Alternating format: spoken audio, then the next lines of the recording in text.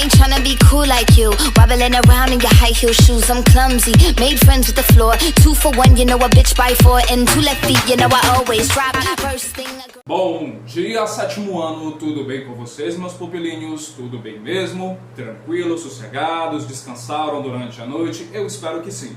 Olha só, hoje é sexta-feira e com ela vamos trabalhar o nosso último tema. Vamos trabalhar o último módulo que tem como tema debate oral. Então abram o livro de vocês nos módulos 101 e 112. Não menos importante, vocês sabem que semana que vem haverá a semana de simulados, uma semana inteira dedicada aos simulados. E o simulado ele vai abarcar tanto o grupo 5 quanto o grupo 6. Tranquilo? Então, recado dado. Olha só, é claro que, como nós estamos abordando o tema debate, nós iremos realizar a produção de um.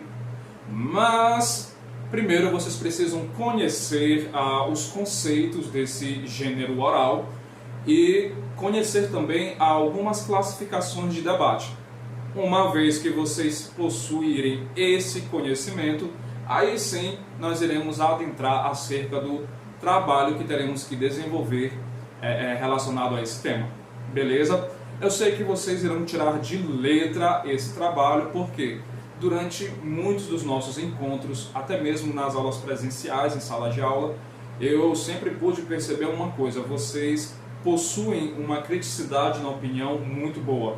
Isso significa que vocês conseguem analisar, conseguem refletir e conseguem opinar sobre o entorno de vocês. E isso é muito bom, porque com os direcionamentos certos, quando você chegar ao ensino médio, do ensino médio forem para a universidade, aí sim vocês irão sentir uma facilidade muito grande para desenvolver a redação do Enem, por exemplo.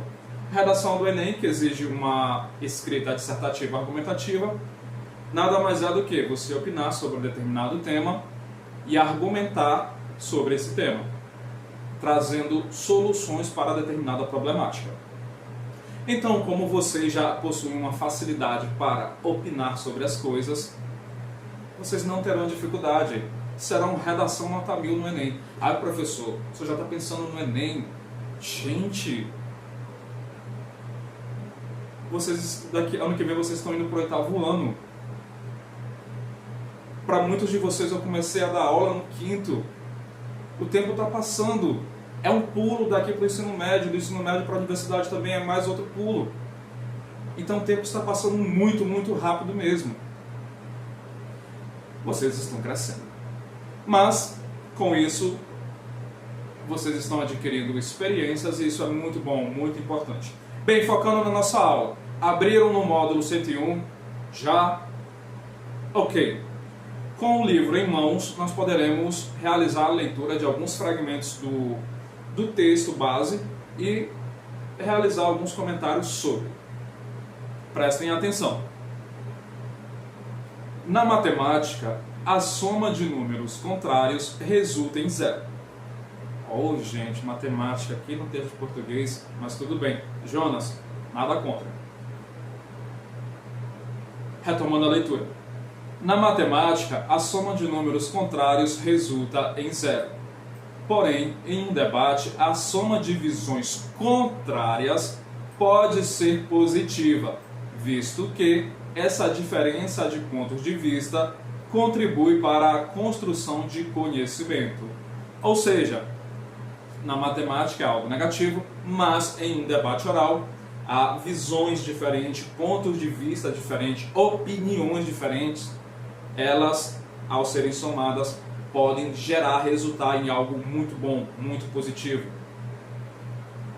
O debate é um gênero oral que faz parte da vida pública formal, embora seja comum no cotidiano, também de modo informal. Ou seja, existe o debate oral formal e existe o debate oral informal. E o debate oral informal está relacionado às nossas discussões diárias, quando nós paramos para debater determinado assunto, emitir a nossa opinião. Afinal, quando você conversa com seus amigos e familiares, tentando convencê-los de sua opinião sobre algum assunto, você está, mesmo sem saber, debatendo.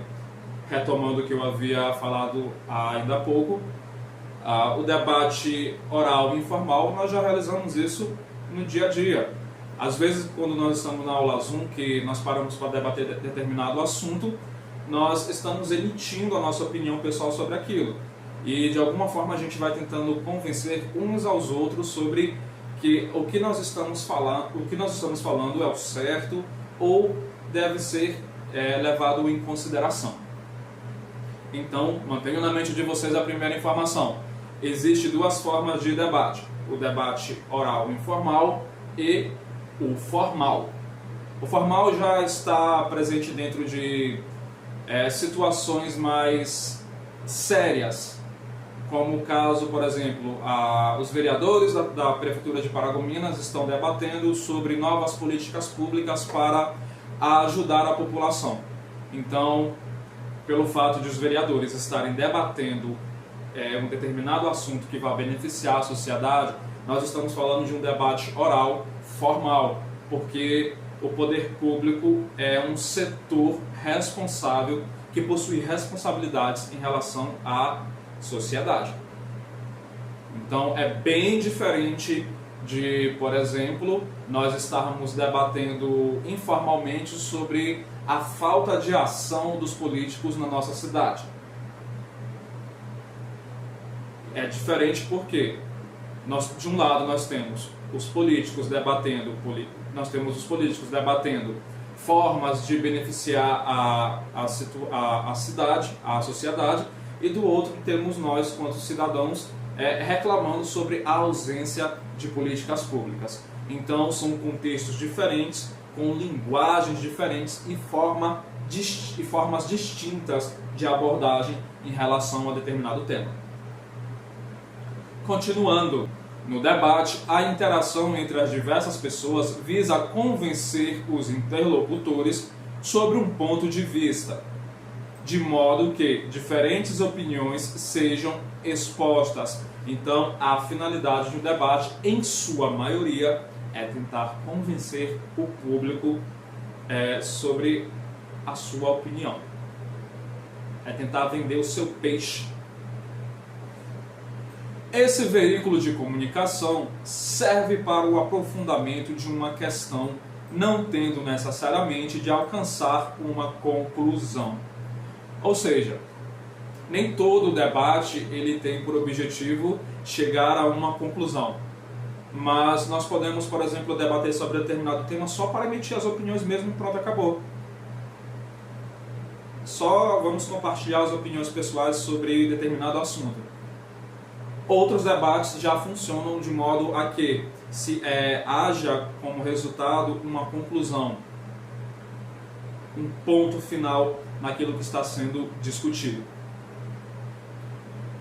Assim, o debate pode ser voltado à exposição de opiniões, à tomada de decisões ou à resolução de conflitos e problemas.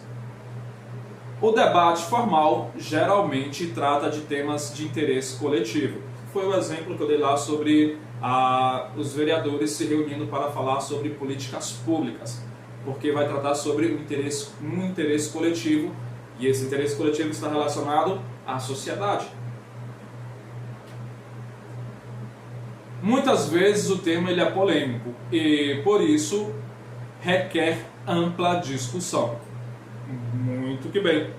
Realmente, alguns temas eles são muito polêmicos e há casos em que um debate ele ocorre, porém, quando é preciso se obter um resultado, às vezes ocorrem outros encontros para que possa se chegar a um consenso, a uma conclusão, a um resultado. Debate é uma coisa séria, gente. Na composição básica do debate, há um mediador, os debatedores e o público. Ou seja, nós temos na composição de debate um mediador, nós temos os debatedores, que são as pessoas que estão discutindo, e o público. O mediador tem por função organizar tudo, por ordem no recinto, para que aquilo não vire uma bagunça e não haja desordem. Então, por exemplo, digamos que eu estou em um debate com mais quatro professores. Aí nós estamos falando sobre a questão do retorno às aulas, sobre a perspectiva da pandemia. Para que nós estejamos debatendo formalmente sobre esse tema, é preciso que uma pessoa esteja mediando. Por quê? Tem pessoas que gostam de se prolongar no discurso. Aí um mediador tem por objetivo, um dos objetivos é, tipo, ei, você tem 2 minutos para falar alguma coisa. Acabou os 2 minutos, fecha a boca. Dê a palavra da vez para outra pessoa. Então, é um dos aspectos que o mediador ele desenvolve dentro de um debate. Ele tem por objetivo, como eu falei para vocês, colocar ordem, fazer com que o debate ele flua sem nenhuma bagunça. Em termos mais simples, é isso. O mediador é responsável pela mediação do debate, devendo assegurar a aplicação de suas regras. Muito bem. Como controlar o tempo de fala e permitir o direito de resposta. É o que eu acabei de falar para vocês. Os debatedores apresentam seu ponto de vista, defendendo-o por meio de argumentação sólidos, isto é, que sejam válidos e com proposições verdadeiras. Bem, não dá para você entrar em um debate e simplesmente emitir sua opinião através de achismo. Eu acho isso, eu acho aquilo. Não. A sua opinião, ela tem que estar muito bem fundamentada, muito bem embasada em dados estatísticos, em teorias científicas. Não dá para chegar de qualquer jeito em um debate, senão você vai passar vergonha. E isso pode virar meme depois. Qual é a função do público num debate? É ver o circo pegar fogo, com certeza. O público consiste nos espectadores do debate, que podem ser participantes ativos, por exemplo, fazendo perguntas aos debatedores. Ou seja, dependendo do debate, o público pode participar fazendo perguntas aos debatedores, e em outros não. O público vai ter que ficar só com a sua pipoquinha e a sua Coca-Cola do lado assistindo o circo pegar fogo. É simplesmente isso. Esse tipo de debate em que os espectadores eles interagem com os debatedores, por exemplo, aqueles debates de política na televisão. Quem já chegou a assistir pode perceber que depois que os candidatos eles omitem suas opiniões sobre determinado tema que está sendo abordado, em determinado momento o mediador abre espaço para que o público faça perguntas aos candidatos. Então, isso se aplica ao que o texto está dizendo. Veja a seguir 2 tipos de debate. Bem, nós podemos classificar o debate em deliberativo e debate de opinião. Vamos entender cada um deles. Debate deliberativo tem como objetivo chegar a uma decisão. Com isso, a exposição de diversas opiniões visa alcançar um consenso, havendo negociação de interesses opostos. Um exemplo de situação em que esse debate ocorre é em assembleias. O debate deliberativo ele tem por objetivo chegar a um consenso, a um resultado, a uma conclusão. Então, mantenham essa informação na cabeça de vocês. Debate deliberativo tem como objetivo discutir algo e chegar a um consenso, chegar a um resultado, a um ponto final, a um ponto comum. Debate de opinião tem como objetivo trocar ideias, sem precisar chegar a uma decisão. Ao final do processo, pode-se tanto ter mudado a opinião própria inicial, como também a dos interlocutores, pois o importante é melhorar a compreensão do tema debatido. Esse tipo de debate é comum em mesas redondas, acadêmicas ou televisivas. Olha só, a diferença do debate de opinião para o debate deliberativo é muito simples. Enquanto o debate deliberativo ele tem por objetivo chegar a um ponto comum, a uma conclusão, a um resultado, o debate de opinião não. Os debatedores vão expondo a sua opinião e ali é uma soma de conhecimento. Eu estou num debate, eu começo com uma opinião inicial, mas ao ouvir as outras pessoas argumentando, eu posso mudar a minha opinião. Ou seja, há uma soma de conhecimento. E no debate de opinião não se há o objetivo de chegar a uma conclusão. Pegamos um determinado tema, vamos discutir sobre esse tema, vamos dar a nossa opinião. Aí teremos visões diferentes sobre aquele tema. E, ao final das contas, todo mundo vai expor a sua opinião sem chegarmos a conclusão nenhuma, sem precisar haver um consenso.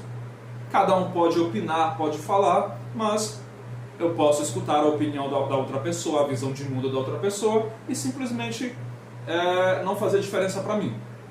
Ou, em determinado momento, sim, pode fazer diferença. Mas no debate a gente sempre precisa levar em consideração a seguinte questão. Se eu tenho o direito de falar, eu também tenho o direito de ficar calado e escutar.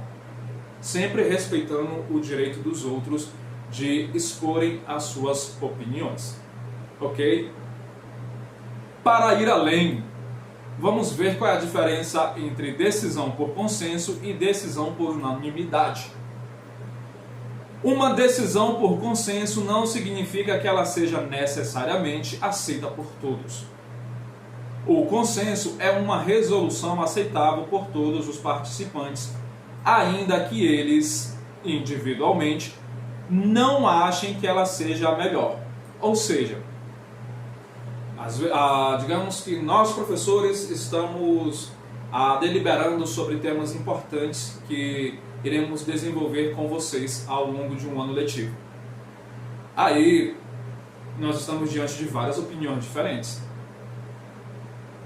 Precisamos chegar em uma conclusão. Nós estamos deliberando, precisamos chegar a uma conclusão. Um ou dois colegas de trabalho simplesmente não concordam com o que a maioria decidiu.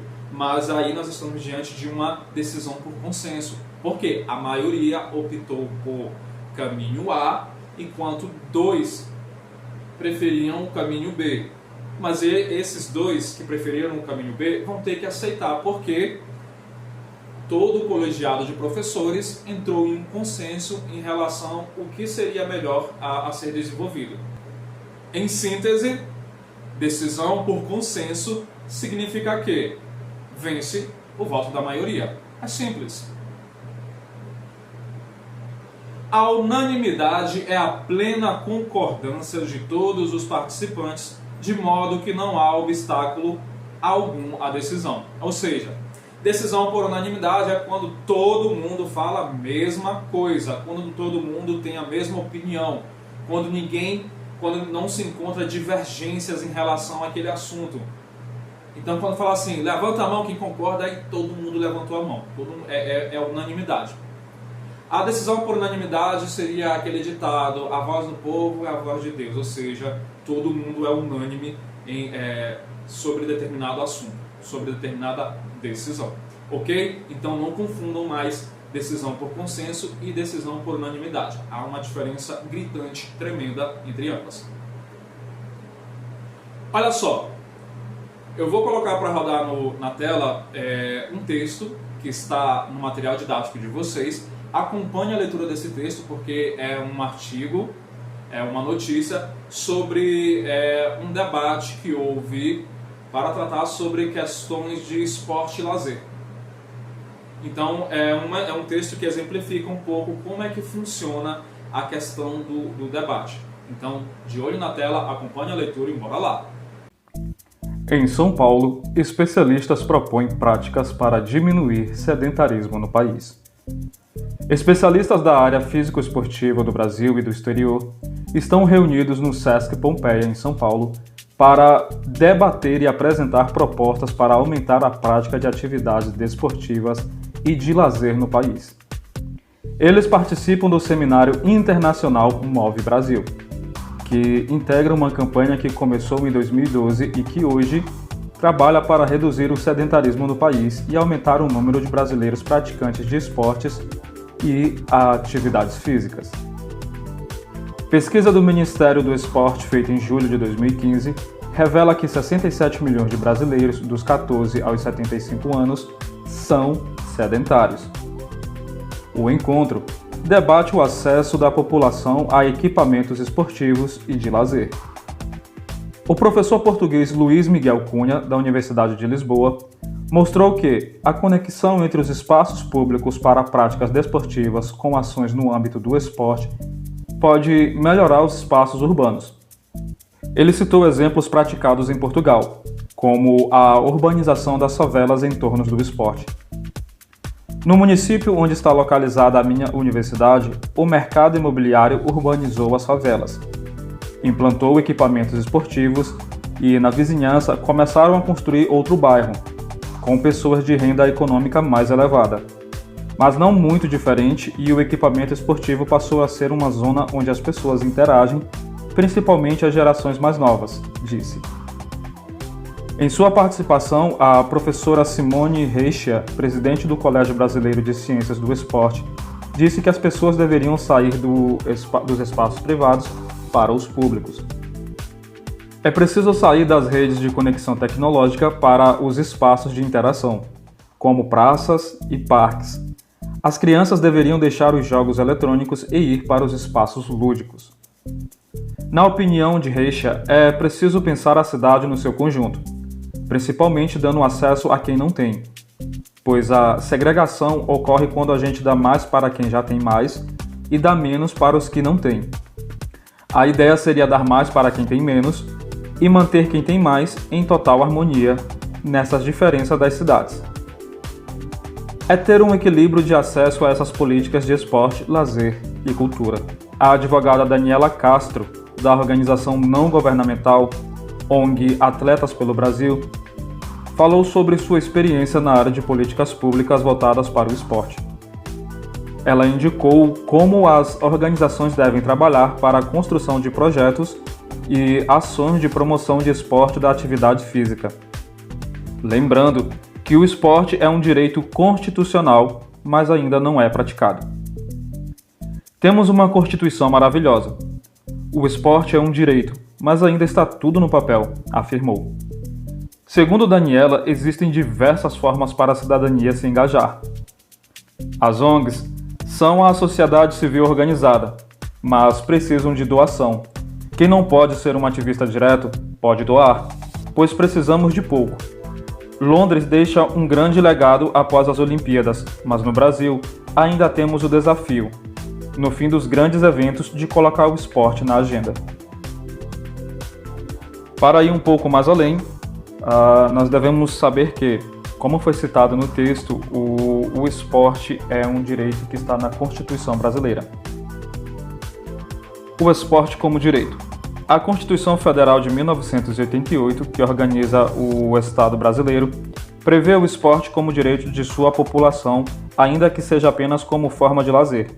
Por isso, o poder público deve incentivá-la de acordo com o artigo 217. É dever do Estado fomentar práticas deportivas, formais e não formais, como direito de cada um. Bem, sétimo sobre o texto que vocês acabaram de ver na tela, nós podemos realizar algumas conclusões. Acompanhe aí. Nesse texto, você pode observar que o debate sobre o incentivo a práticas desportivas e de lazer ocorreu em um seminário. Como um debate de opinião, ele não visava a determinação de decisão, mas a troca de diversas propostas entre especialistas do tema em questão. Ou seja, vocês tiveram contato com um debate opinativo. Eles não precisaram chegar à conclusão sobre a determinada coisa, ao contrário dos debates deliberativos, em que, ao final, é necessário chegar-se a uma conclusão, a um resultado. Beleza? Olha só, recapitulando sobre o nosso tema. Debate. Debate deliberativo tem como objetivo chegar a uma conclusão. O debate de opinião tem como objetivo trocar ideias sem necessariamente chegar a uma conclusão. Ok? E, como eu sempre digo a vocês, nem só de teoria viverá o homem. Então vocês irão abrir o livro de vocês nos exercícios para conferir, referente ao módulo 101 e 102, e irão responder a questão de número 4 e a questão de número 5.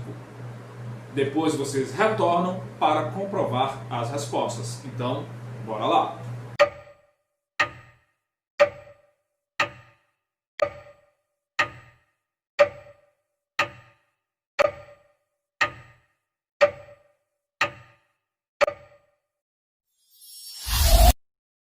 Bem, sétimo ano, vamos fazer a correção.